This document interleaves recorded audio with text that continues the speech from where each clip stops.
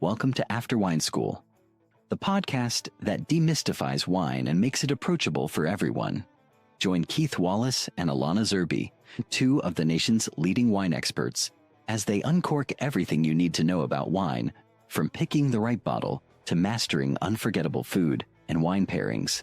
This isn't about stuffy lectures or confusing jargon. It's about enjoying wine the way it's meant to be. So grab a glass and let's dive in. Don't forget to subscribe to After Wine School today.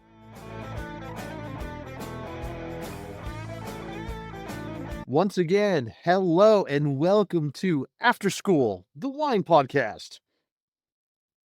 What's today's topic, Keith? Thank you. I always forget that part. I'm thinking, you're putting me on the spot here. I'm thinking wine reviews. I love it. Okay. Wine reviews.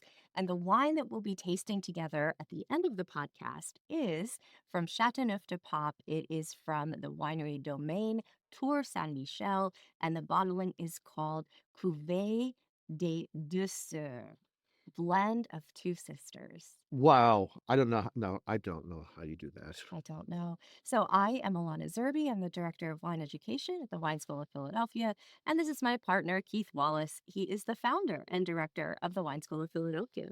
And Keith, we are sponsored, as always, by the National Wine School, the premier education program for aspiring sommeliers looking to study online. Woohoo. They've also asked us to give them a Yeah. disclaimer. Yeah. And put all of the onus on us for any viewpoint, outlook, opinion. Those are solely our own personal opinions, and do not reflect the opinions or viewpoints of the National Wine School of Philadelphia, or frankly, anybody else. Yeah. Yeah. Yeah. My mom, Absolutely. not even my No. dog. Oh, yeah, no. Actually, nothing to do with this. Charles is okay with it. Olive, Olive, absolutely not. No, she is. No, she's like, You have said things that I do not appreciate. Keith, let me show you. Oh, yeah. the Oh, bottle, yes. because Before we go, yeah. this bottle, Yes. beautiful bottle, Yeah. has Oh, yeah. That's such an ugly okay. sticker. I don't even know if they can see that, but look at that. I mean, No, but so you've look, seen them. this one's actually spectacularly bad. Yes. This was done by a third grader, and they just had to tap this on there and it's not even like it's off kilter. It's 93 it's points, not. Wine Spectator. Now, clearly they did this at the last minute because they were like somebody realized that this got a high rating or multiple high ratings, and then but It's a very good rating. it is. That's a great wine too. But oh my God. Okay. A couple of things going on here. First off, what are wine ratings? First of all, why are they important? Mhm. And I gotta say, wine ratings used to matter a great deal. Mm-hmm. Wine ratings, Tell me, Keith. well, Take me back to the olden times. so back when I was a young lad, and I literally is when I was back when I was a young lad, when I was a young little whippersnapper of a winemaker, like it did, a good rating made or broke you though. Sure. It did. Like getting like a Robert Parker in the 90s or a Wine Spectator, really, it meant when that happened to me, I knew that my career was on the up, right? I knew that at that point, once I had got a 92 and then a 93 rating from the Wine Advocate. When I'm using all this jargon, should we describe what the rating system is where we even start off? I'll give my little 101 synopsis do it. Smart, that I tell smart. students in a beginning class, because everybody asks, what are ratings? Are they useful? And I do talk about how this is a real American invention on the 100-point scale, which a lot of Europeans and people in other parts of the world don't even understand. But Americans immediately know 90 to 100. Oh, that's an A, 80 to 89. That's a B, and so on. In wine, there are really three of the most reputable publications that give ratings, and those are the ones that you want to look to. So we have Wine Spectator, which is the source of that terrible sticker, Yeah.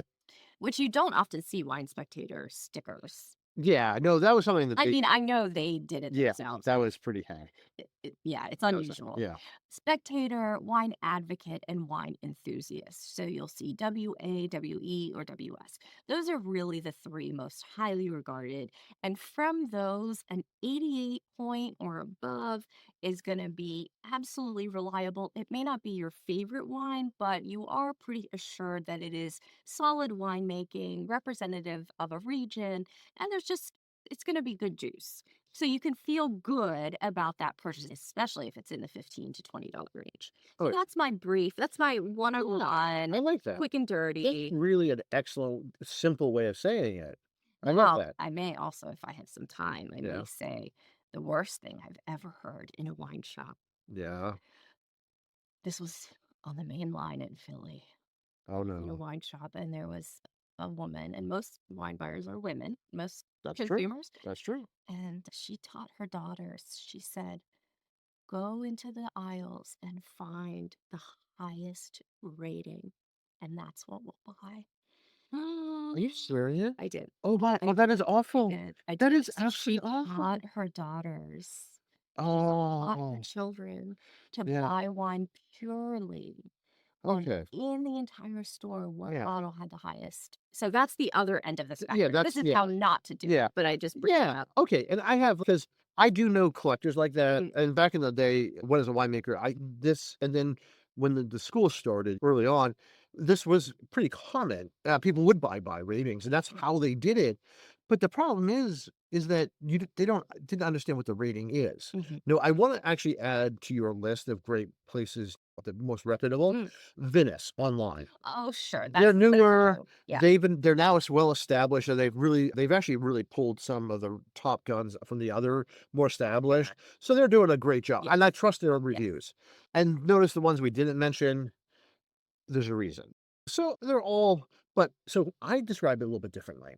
And I describe that you have to understand what the rating is. Rating, you would assume that a rating means that something that's a 90 to 100 is excellent, and that's true. But it's what you don't know is that it's not a deliciousness scale. Right. It's not a scale of like Exactly. how delicious it is, but actually how, first off, how correct it is, Mhm. and then how well done it is.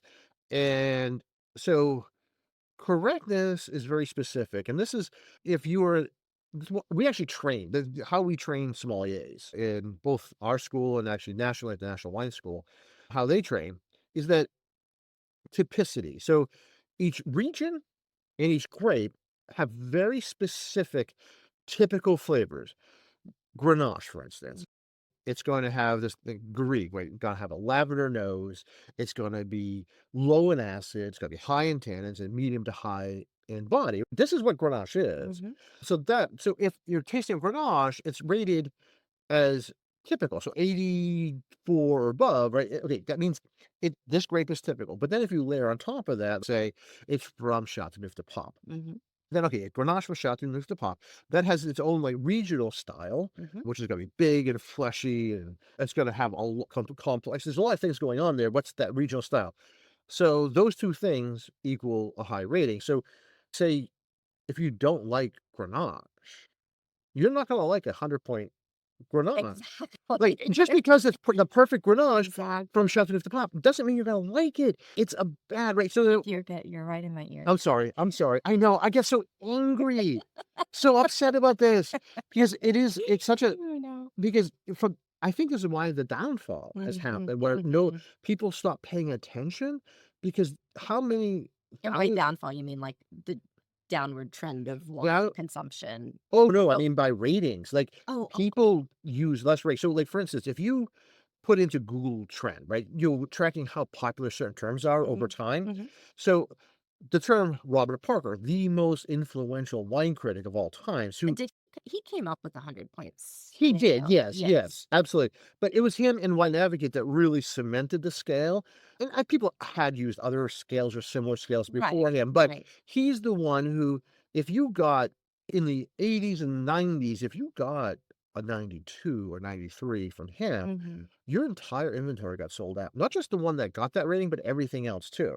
So I knew when I got my wines got high ratings, Mhm. it wiped out the entire inventory of the winery. Haven's Winery we ran out of everything.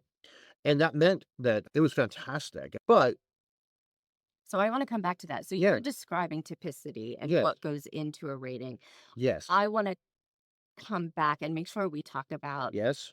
how a wine gets rated. Oh, that's a good idea. But But I do want to get back to yeah. why. Actually, let me just finish off this one thought I have. Mhm. Because what I want to talk about is like a little bit why it's fallen off. Yes. Because why so wineries so if when you did that Google trend, like it used to be that everybody like the search term for wine advocate or Robert Parker, the wine critic, was huge. Yeah. Everybody who's about wine, they were actually searching for his name and his publication, the wine advocate. But now when you do that, Was that on the information superhighway? yes, the information superhighway, that's exactly right. Come on down, yeah. It's a Yeah, whole new world. yeah, that's right, that's right. Vice President Gore is here to show you the Yeah. way. Everyone's I here. can't make fun of you. I too Yes, I know, you're use the dating information superhighway. you're dating yourself as much as me. You're bringing yourself down. This is just yeah. Okay, I'm sorry. Alright, okay, now but now if you do the same thing for the last 10 years, there's almost no search for his name or the wine advocate. Oh, people don't know who he The is. bell curve of this went from nothing in the 80s or early 80s to really high and now almost back down to nobody knows him. And I use that as that nobody knows what wine reviews are anymore and they don't use them anymore. So I would like to talk about like why they should be using them and using them Sure. judiciously. But Yeah. let's talk about you want to talk about something first. Just as an ancillary topic, because you've mentioned a couple times that your wine got Yeah. a rating. Yeah. How does a wine get a rating? Because Oh, I remember yes. a friend of ours had Yeah. a New Jersey winery, Yes. was one of the first, and I think Yes. it was Spectator. No, it was Enthusiast. Um, Gave them a rating. I know who it is, Okay, but we let's didn't not worry mention about it. them, Let's not worry and I about don't wanna give them a it. Fair enough. press. We're not going to worry about that. Yeah, But the point was, it's yeah, very unusual for yeah, a winery from an up and coming area to get absolutely. reviews. So could you just give a little bit background on like how you get a wine reviewed by any of these guys? Okay, so first of all, it's hard if you're a brand new wine so what new wine region, even say like New Zealand, it took many years before they started getting reviews. Because the thing is, the first thing is there has to be an established industry that knows what typicity is. You have to say, okay, we all know now what a Sauvignon Mhm, Blanc from New Zealand is, but there was a time that wasn't even known. mhm. Even by wine critics, or wine writers, they didn't know what that should be.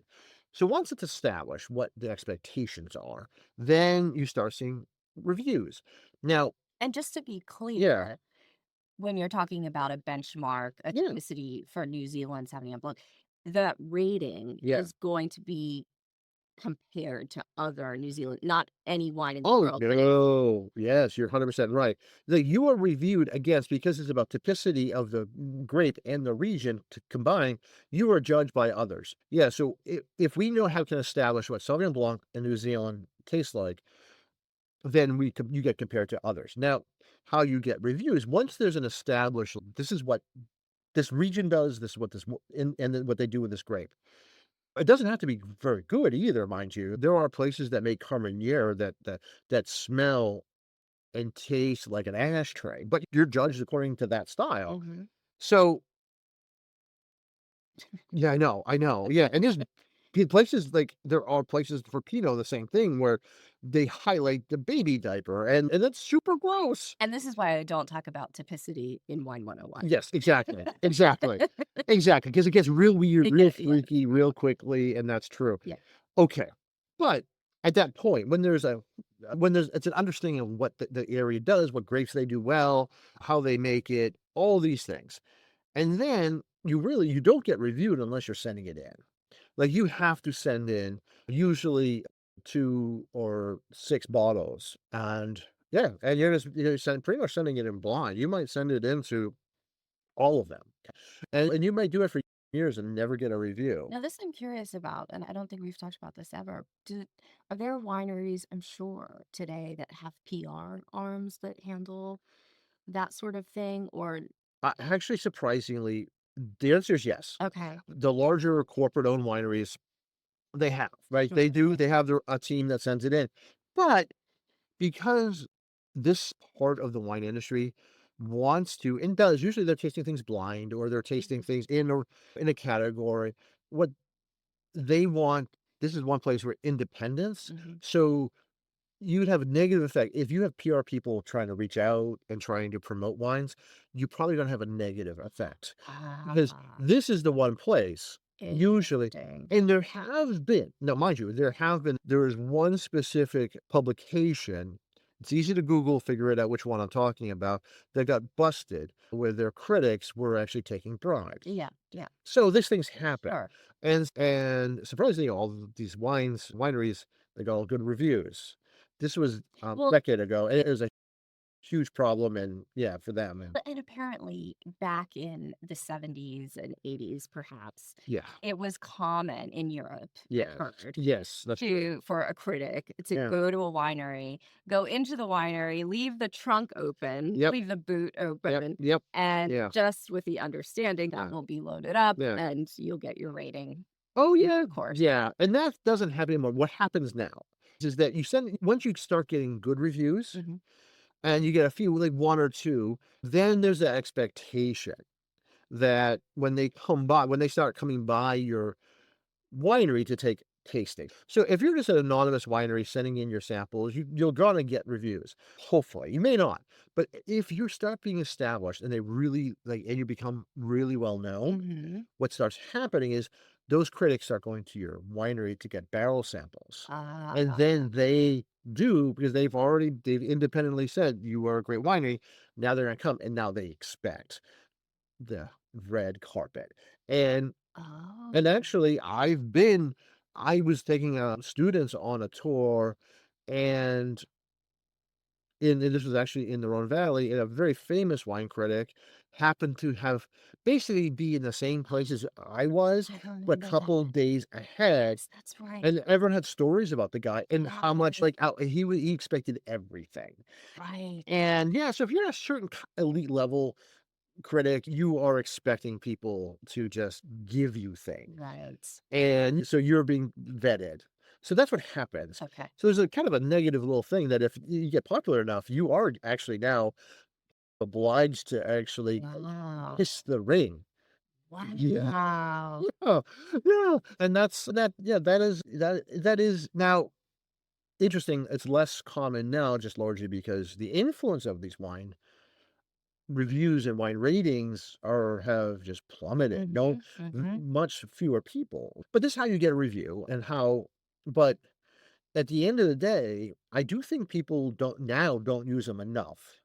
If they use reviews to thin out the thousands and thousands of wines that are out there, if basically like if I want a Cabernet Franc from South Africa, they do that incredibly well. It's a very distinct style. It's very unctuous, incredibly beautiful. I love that wine. But it's hard to find South African Cabernet Francs in the United States that you may not recognize the producer Mhm, at all. It's very possible to have a producer that you've never heard of pop up into the market. mhm, mhm, And that rating helps you. That says, oh, it's got an 88 points and it's $30. Oh, it's typical. Good. I mhm, want to buy that. mhm. That's something that I think is really a good idea. Oh, it's a 95 point so and Mhm. yes, that is really great. Like, if I see a Merlot from Walla Valley gets a 95 points, I've never heard of the producer. If it's like a good price, say it's a reasonable price point, I'm buying it because I'm like, oh, here's a new producer. I don't know them.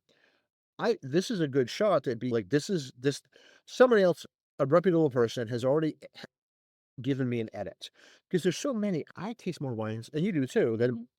most anybody ever will. And nobody should taste as much wines as we do. But we drink for a living, That's so the deal. we taste a little bit, and of a lot of wines. Like we may only have an ounce of wine. And I drink remarkably less than people think. Oh, I know we do It though. it Yes, and that's the truth. yeah, I know that's the caveat. Thank I you. still Yeah. lie to my doctor, but, Yes. yeah, but still, you would Yeah. be surprised. Yes. 1 ounce, and just you and I, like both of us, we may teach 3 or 4 classes, might be recording things, talking about Right. things. And what happens is that, yeah, so we try a lot, so way more, but even we don't even try 1% of the wines that are released every year. Yeah. So even we can't. You need to have an edit, and I do a lot of the wine buying for the Wine School of Philadelphia, and you do as well. And so how we work that is, yeah, you do have to have. If you don't know a winery or it's new to the market, you do need that edit. Like Mhm. it just says, hey, this is an important winery that you don't know about. Mhm. You should look at them. And that's what I think reviews are. And I think it's a good way of having a healthy edit along with the edit of the wine shop that you're looking at anyways. But Mhm. that's just something I do recommend. And I think it's worth saying, being that we are mostly working from Pennsylvania, Yeah. a control state, we do not have the option. Most stores, you cannot go to the manager and rely on that person to get to know your personal taste and That's show you new things. yeah. So I think what you're saying is really true, that Yeah. in especially that kind of setting, most people in the free world get to go to a wine shop Yeah. and can converse and find, oh, my palate is the same as this person's, and I really like what Yeah. this person has shown me. Yep. We don't get to do that by and large. Ratings are pretty critical. That's true. Oh, that's great. And that's a very valid point. But I think in maybe a future podcast, we could talk about why I don't trust, and I don't think people should trust the recommendations at wine stores either. Well, But that's, I'm backing into that. yeah, So okay. something I do tell my 101 students, because I'm impressing upon them that there are three solid, nationally, internationally recognized, Yeah.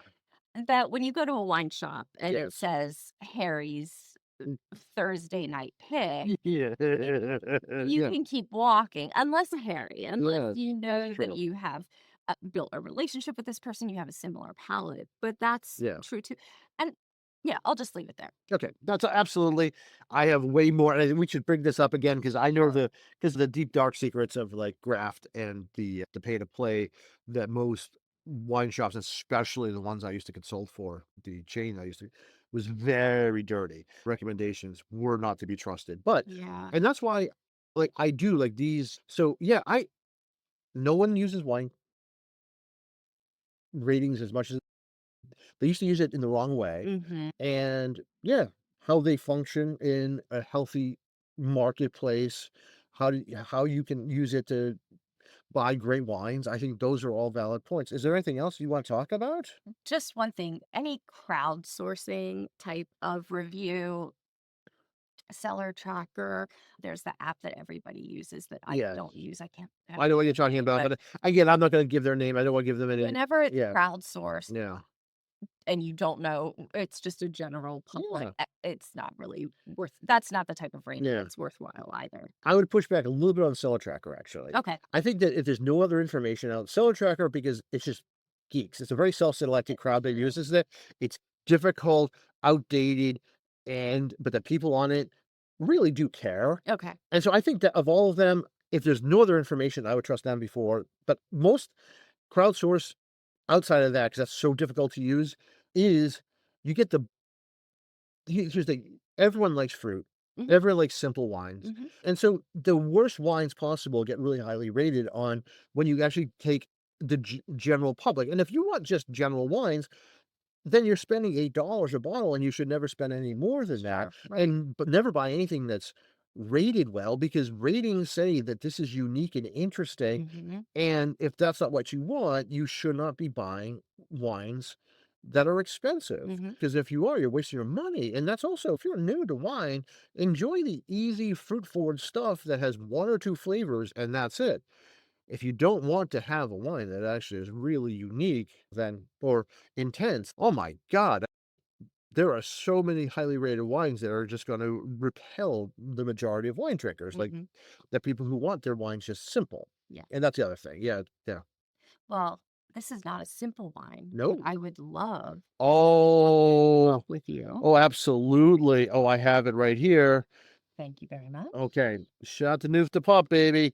Now this one, I actually, because I look at this, and we had this argument before Yeah, about what's isn't the it bricking. excellent? Oh, we were screaming at each other. We were throwing corks. I have a black eye. And yeah, what is bricking? Actually, Yeah, and you were yeah, it was a yeah. valid argument because I call bricking the clear, meniscus on the edge of when you're looking at a wine, it's see-through at the edge, Well, but this is classic Keith and Alana, where we're actually talking about the same same thing. thing. Yep. We describe it completely It's differently. different.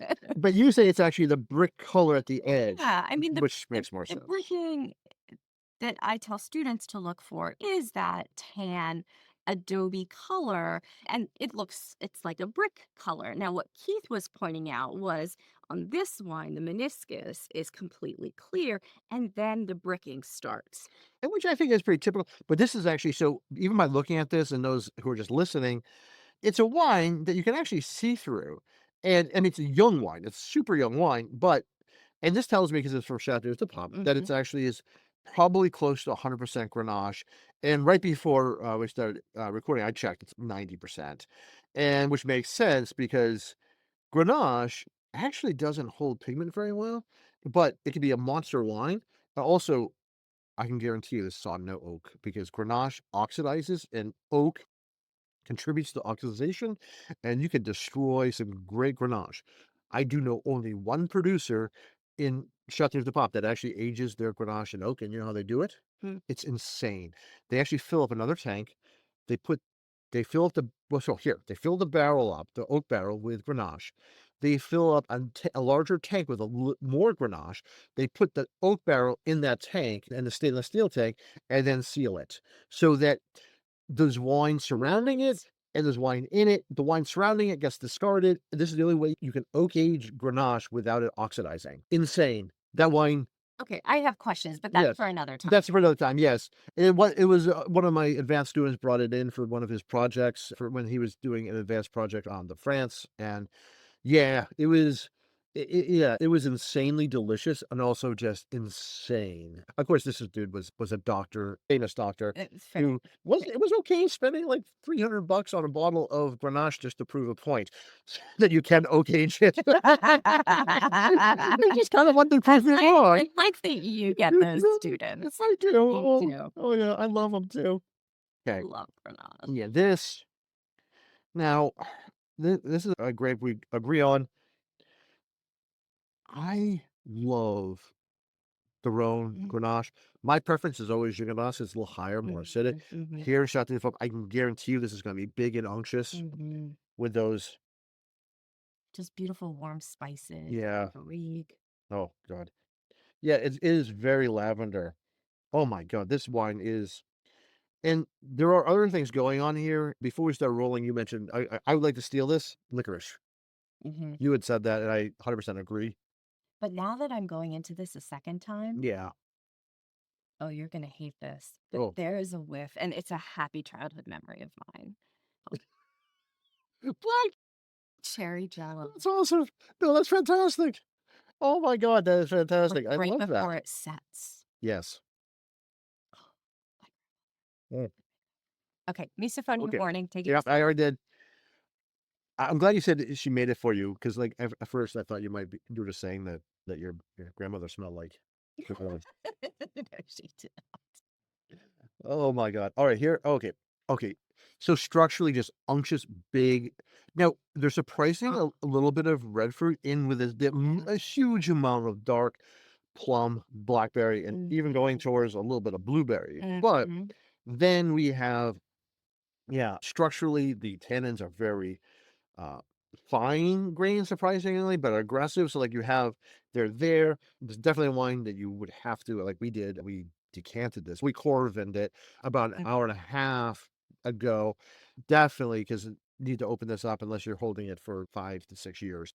Now, oh, but yeah, no, and the finish going, it's not, I was expecting Earl Grey, but it's more, it's almost, mhm, it's not going towards mhm. chocolate, but a little bit of espresso. I was thinking it is surprisingly mocha Yeah, espresso. which is weird because there's no oak Right, here, right. and so you taste that, and you're like, "Okay, this is really the blackberry fruits, blueberry, and tannin." So, like, you combine And like giving that you that. baker's chocolate, which Yes. can get Yep. like a little dusty. Yes. Yes.